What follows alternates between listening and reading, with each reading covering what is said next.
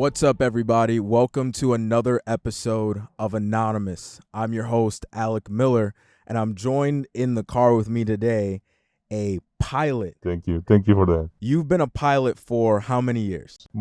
14 years now. Is that 14 years of actual flying in the sky, or does that count as like schooling and...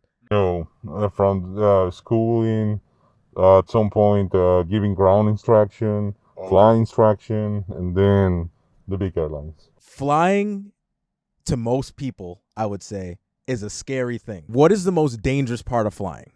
Takeoff might be one dangerous part, but the most dangerous part would be the landing.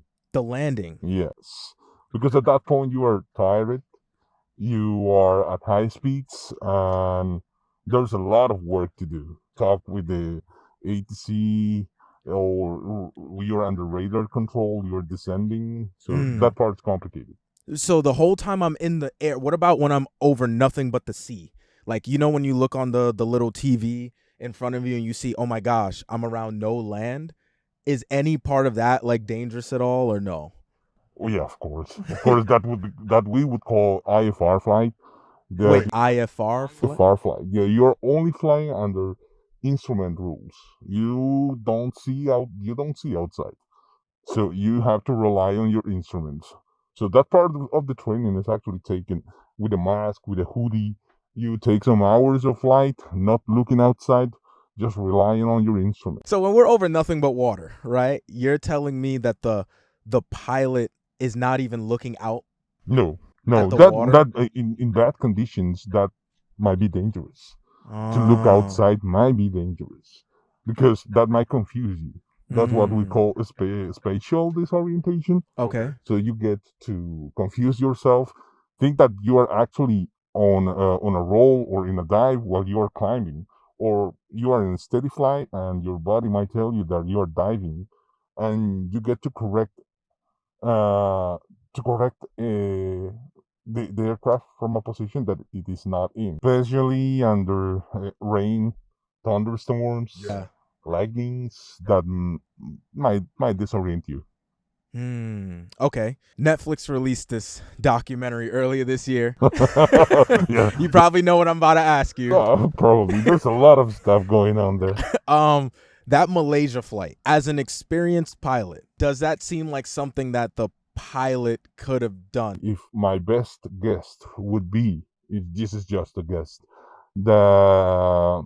he probably did something. But there are ways that a pilot could mess with the controls, pull out some circuit breakers, have some situation be looked or appear as an accident, or just as a mystery, let's say. There are ways to do it. That would also depend of the level of knowledge that you have about the systems, the aircraft that you're flying, because nowadays the aircrafts are a lot more automatic than before. Yeah. So they report themselves. Okay. But that depends on the aircraft once again. The way you fly, you get to know the people who you fly with, especially in the small companies when you don't get to fly with a bunch of different people. Yeah. You get to know how this person is, if he sleeps or not while flying. Oh, so there's some people that sleep while... Yes, if he's relaxed or not with the procedures. And taking that into consideration, you could use that in your favor to do some malicious plans. Okay? There was a friend of mine that while giving instruction, a student of him become like crazy. He wanted to handle the controls. He wouldn't give the controls back to him. And they were all...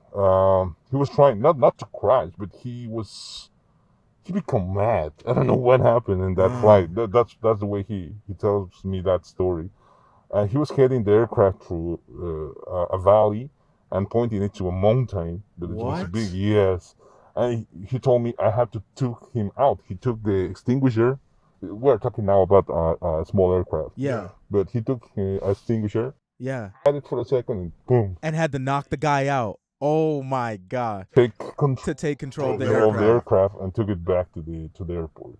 So that's not my story. Yeah. Friend, but he did that. Okay. So do you have any crazy stories then that like when you've had to teach, because you've had to teach people how to fly, right? Yeah. Is that scary to you? Teaching them, like having them in control of the. You do have there is a special nerve that you must have in order to teach students how to fly.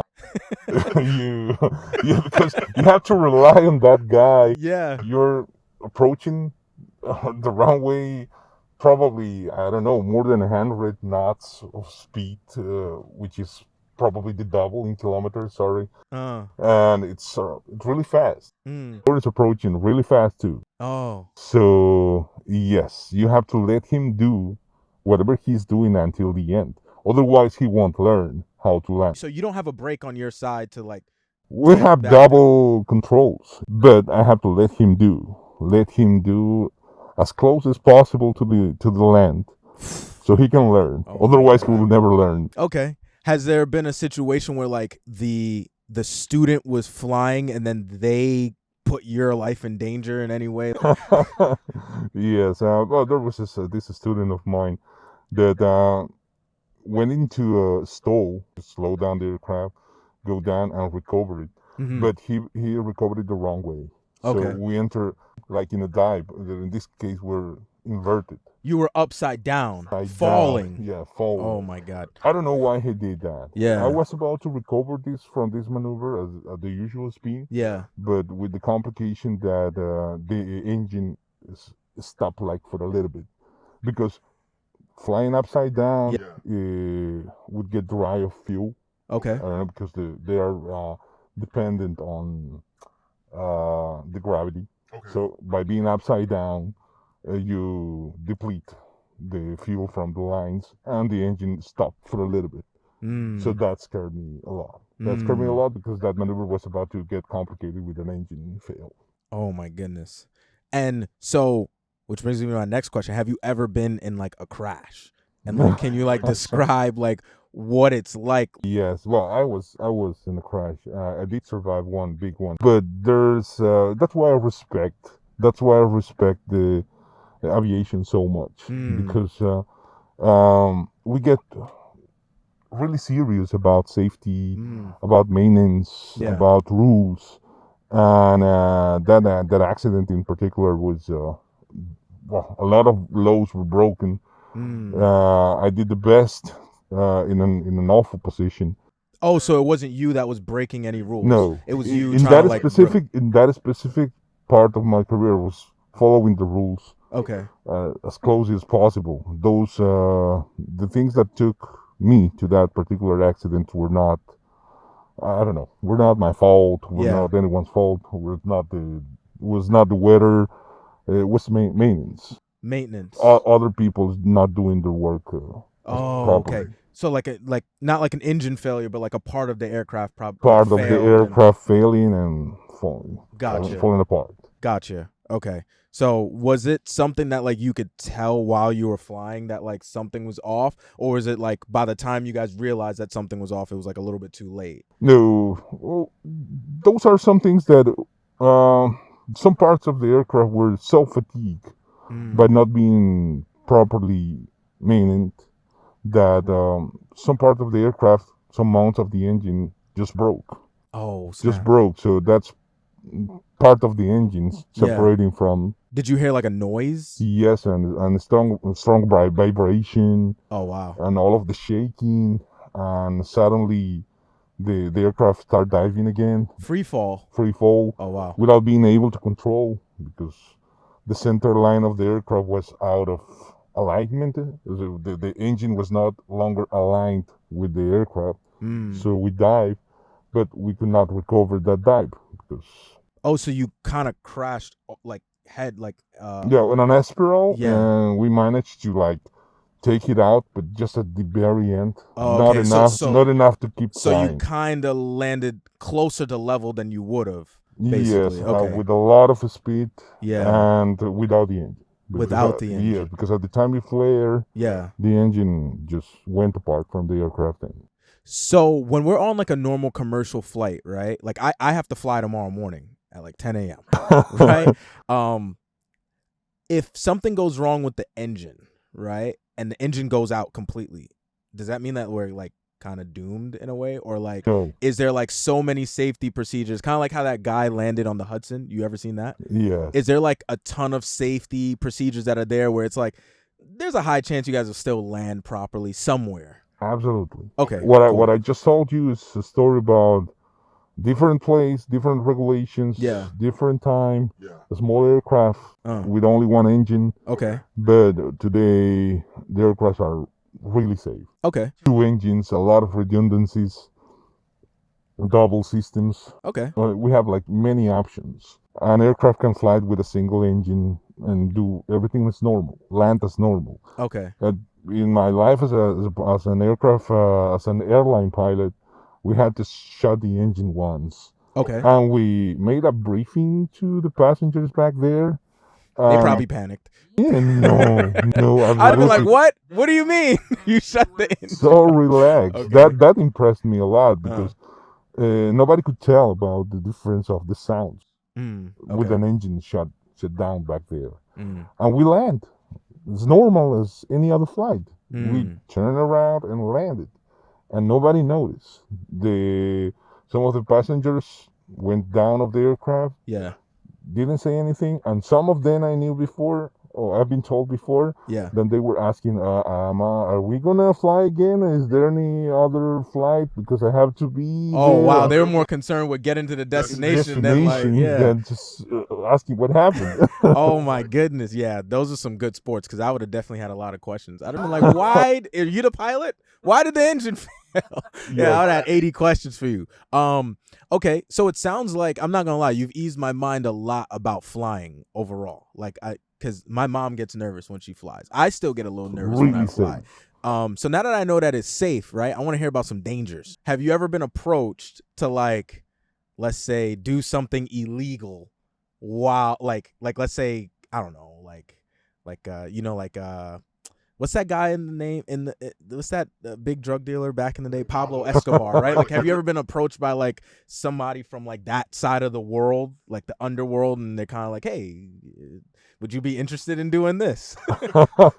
Well, in the environment in which I was trained in the country and learned to fly, there were a lot of those things going on. But you have to keep yourself apart from those.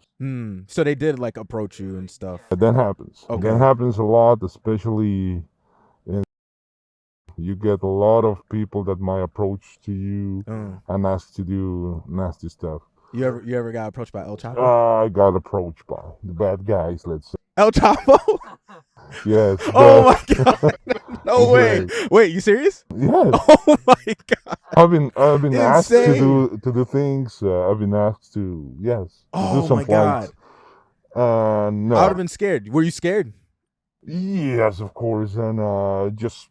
Did they approach you with guns or no? Just kind of went out of it as smooth as possible, because they know they are probably looking at you weeks ahead of approaching. We're friends of a friend that suddenly run into you in a bar, start paying for the drinks. All of a sudden now. Yes, some kind of thing, yeah. Pretty ladies around and do the chilling, Yeah. And when the time was right, they go into, now, why don't you try too? Have you ever been in lack of money or whatever? Have you ever been in lack of money? They come to you like a commercial. Oh my goodness.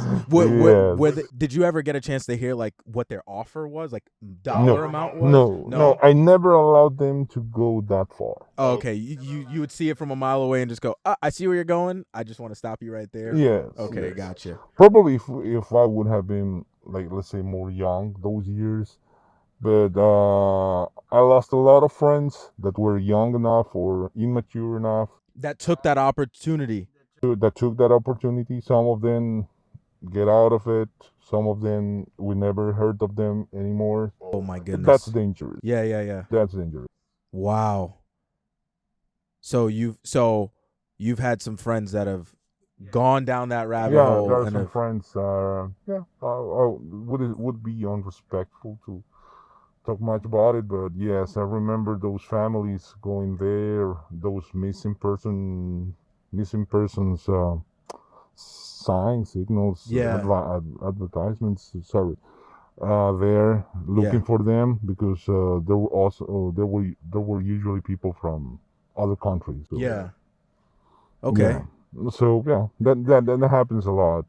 That's the dark part of the aviation, especially the first years that you are training. Yeah.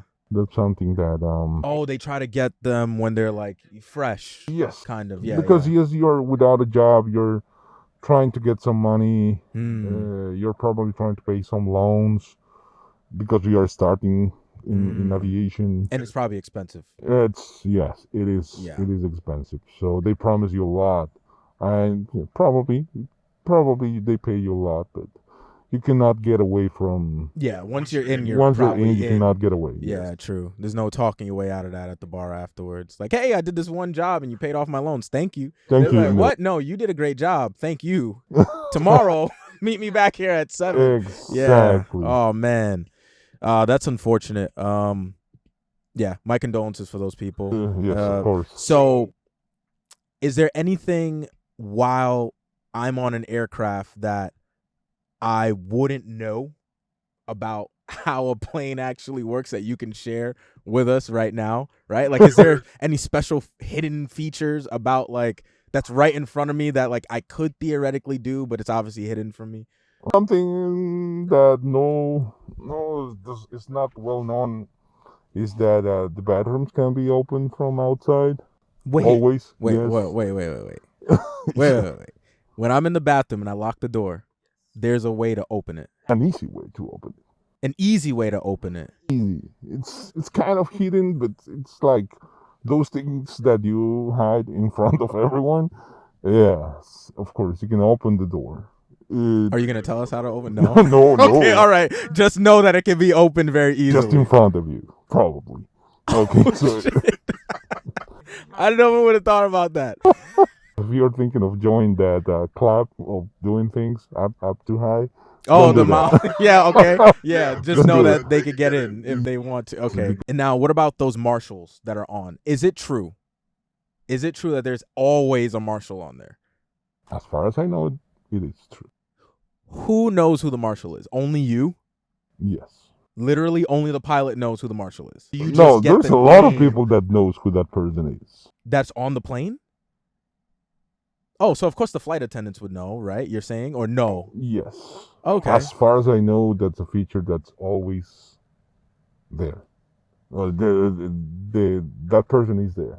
They took safety very seriously after those incidents. I just can tell you that it's very safe. There's always someone there. And he's armed. Yes. He or she is armed. Yes. He's probably specially trained to shoot bullet inside an aircraft. To shoot inside of an aircraft to not kill us all. Yes. Basically. Would it be easy to somewhat tell, like, who? Have you ever met, like, any of them or no? Like, no. So they keep it very. Yes. All right, you're in this lane, they're in that lane. Exactly. Flight attendants in this lane. Just know everything is good. Yes. I was always, I don't know, maybe it's a fun game that I play on planes, but like I always try to look to see if the flight attendant gives anybody else special treatment to know if they're like the marshal. But you would never know. They would never be able to. I'm pretty sure that you wouldn't know. You wouldn't guess. No. All right, I'm always going to look at the least likely person then. Assume they're the marshal. Yes, that he's the marshal. Okay, so do you have any other stories? I had smoke in the aircraft once. Smoke? You were smoking weed in an aircraft? No. What? Like, not that kind of smoke. No, not the funny smoke. Actually, the smoke not the funny smoke. Yeah, no. We had problems with the radio and some cables start burning, and had to return really fast. Were passengers on flight? That specific flight was just me and student. Oh, okay. Nobody else behind and the us. dashboard just started smoking. Yeah, he had to return as soon as possible, because you're about this close to catch fire. Is there an exit plan? Like, are there any parachutes on an aircraft? I've always wondered. Some aircraft do have parachutes. Some aircraft. Who gets those parachutes? First class? Or like... Some aircraft do have a big parachute for the entire aircraft. Wait, A parachute for the plane? Yes. What? Yes. Yeah, it would deploy once the engine is shut down, and you have to follow a special procedure. You pull a lever, or cord, or something, and the parachute would deploy. That's only on those like private jets, though, right? That can't be on small aircraft. Small aircrafts. Oh, so no big aircrafts have that? No. Okay, gotcha. But on like, are there any individual parachutes for people on some aircrafts? That depends on the kind of operation that you do and the type of aircraft that you're flying. But absolutely small aircrafts with low wings, they can absolutely provide some parachuting. Oh, the person's inside my hat. But the aircraft with the wings on top, those it's a little bit harder to jump from an aircraft.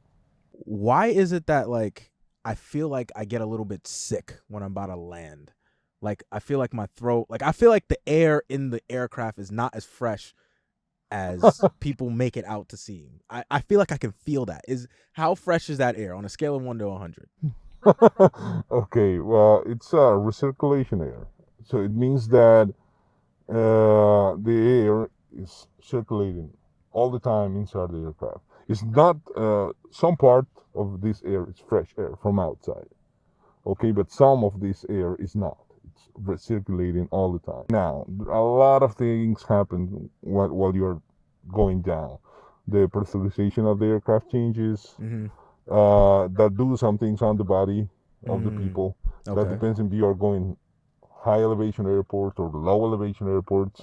Some people might need the fuel to fart. Okay, that happens. Okay. And if you add that probably some aircraft are using the power to land or to take off. So that part of the air is not being used anymore for the fresh air or for the circulation air. That adds a little bit more, so that's why you feel the air is getting like vicious. Okay. That's probably why. Probably why you will feel that just before taking off and after you have takeoff, there's a change in the air because that part of the engine is producing enough power. It cannot be wasted on fresh air. We need all that power to take off. So once the aircraft is in the air, well established, then you get your air back, and you feel okay. It's more fresh now. But that's the only thing. Okay. Is there like a control room that like, if somebody knew the ins and out of an aircraft and wanted to get down there, right? I've heard on this Malaysian airline, whatever documentary, it was one of the theories that there was like somebody on there that went down below the plane and did something with like some box to take control of the plane. Is that even possible? Yes. It is. But it would take a lot of knowledge. Now, there are some redundancies. I'm not specifically knowledgeable about that aircraft. But the aircraft that I know have, let's say, computers that take over a backup computer if something goes wrong. And that computer is way apart from the other one. Just in case you lose or you get a heavy fire in front of the aircraft, the computer that is in the back side of the aircraft will take control. So they are really well covered there. What is the most safest part of the plane to sit in if hypothetically it were to crash? That's a theory. But a lot of people would say that the tail. At the back? At the back. The cheapest seats? The cheapest seats. Oh, because if you were to nosedive. Theorize about it, yes. Okay. Because you get some damping of the structure. Yeah. If you crash just in the front, you will receive the whole heat of the ground. I'm sitting in row 1 tomorrow. Yes, but you get some dampening. I should have took my seat in the back. I was at row 22 and I paid. Going on. Well, but that happens. But that also, that's why also the seats in the back there are so uncomfortable. Yeah. Because you use the rudder a lot and they used to move a lot, so that you get to feel dizzy back there. Okay. Best airline that you feel like, that you've flown on, that you feel like gives the best overall experience, comfortability of seating, everything? I would say Etihad. I would say Etihad? Emirates. Oh, Etihad. Emirates is really good. Yes. Emirates is really good. Those are amazing. Amazing, right? From the point of view of the passenger, of course. Yeah. Wait, from the point of view of the passenger. Oh wait, so from the point of view of a pilot, like what? Like who would you? Point of view of pilot, I don't know if it's a pilot that really loves what he's doing. Okay. He probably would be in love of any aircraft. Do you think that there will ever be an opportunity where I can call you and I can get a chance to sit in the cockpit while you fly?